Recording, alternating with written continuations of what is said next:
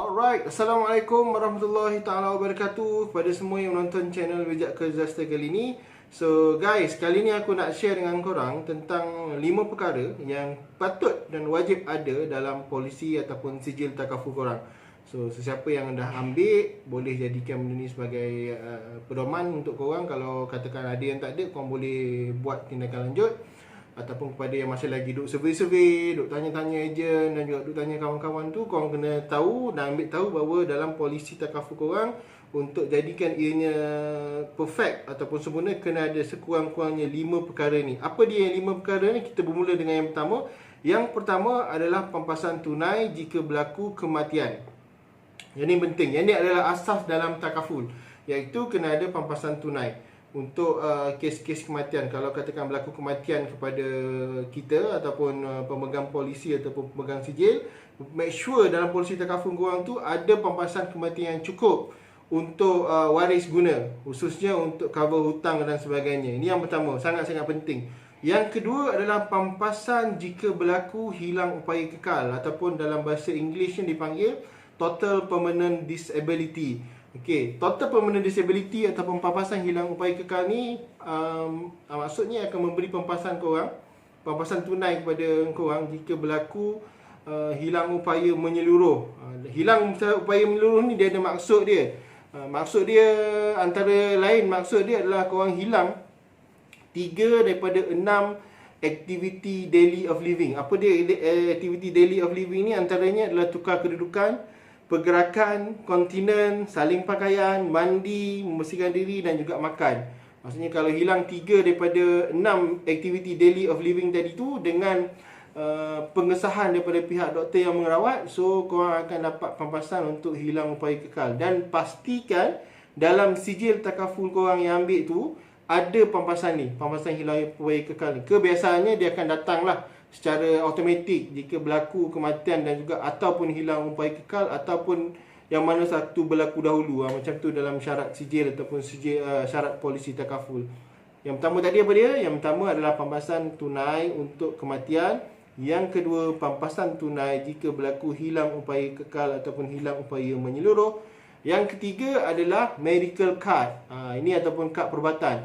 So, kad perubatan ini tujuan utama dia adalah untuk membantu korang jika korang dimasukkan ke dalam hospital ataupun berlaku kemasukan ke hospital untuk proses rawatan oleh pihak hospital.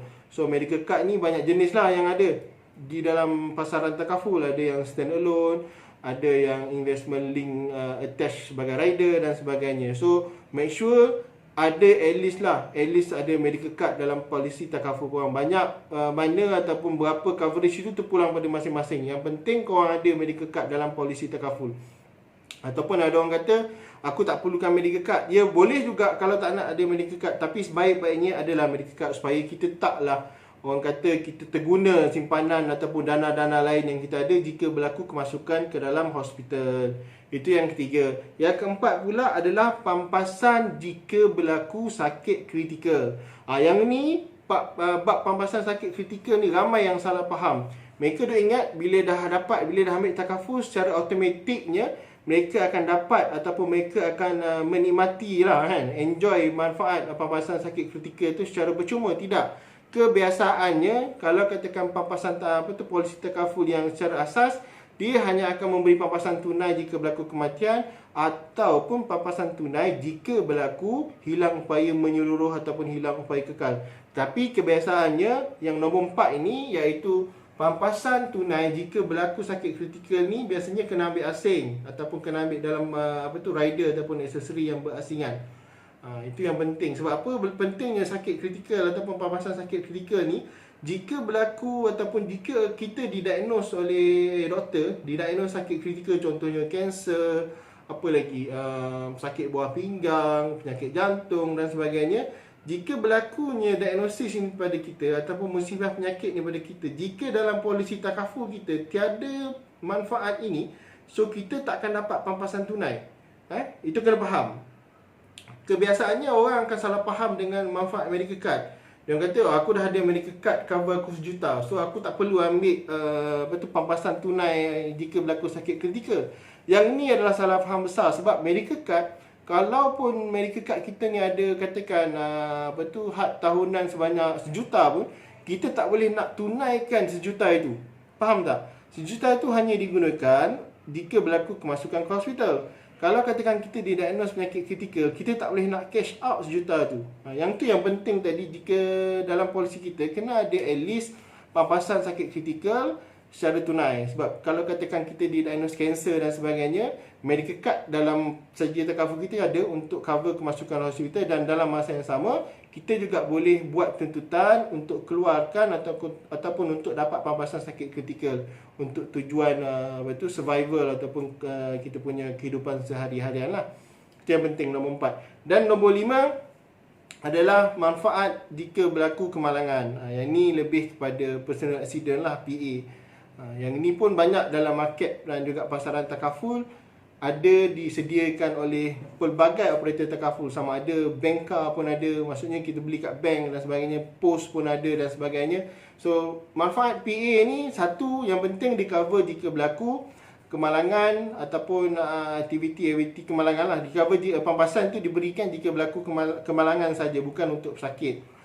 Dan yang penting sekali, kalau nak tahu, PA kalau kita beli dengan bank ataupun pos laju, dia punya caruman sangat-sangat murah. 100 tahun ada, yang saya beli tu 200 tahun, cover lebih kurang 500,000 untuk personal accident. So PA ni agak murah. Kalau tak nak beli dalam satu polisi takaful yang sama pun boleh kita beli berasingan di operator takaful yang ada di luar sana kan. So ianya lebih murah lah kalau nak bandingkan kita masukkan dalam satu polisi investment link ataupun sebagainya. So ini yang 5 perkara penting yang korang kena ada. So make sure lepas korang tengok video ni, korang buka balik buku polisi ataupun sijil takaful, tengok balik sama ada tak 5 ni, ataupun ada yang tak ada. Ada yang hanya ada medical card, pampasan tunai kematian, pampasan tunai hilang payah tak ada. Ada yang ada medical card tapi benda lain nombor 4, empat perkara lain pun tak ada. So make sure tengok balik sijil takaful korang, make sure ada kelima-lima perkara ni, supaya korang ada satu sijil takaful yang agak komprehensif untuk cover jika berlaku musibah ataupun sesuatu yang tidak diingini dalam kehidupan kita. So setakat itu saja perkongsian kali ini. Aku harap ianya akan memberikan manfaat kepada korang semua. So hati-hati dan juga sentiasa jaga kesihatan anda masing-masing. Sama-sama kita memerangi wabak COVID-19 yang melanda Malaysia dan seluruh dunia. Aku doakan agar siapa yang menonton kali ini diberikan rahmat dan juga diberikan nikmat kesihatan dan juga keberkatan dalam kehidupan. Sekian daripada Bijak ke Disaster Channel. Assalamualaikum warahmatullahi wabarakatuh.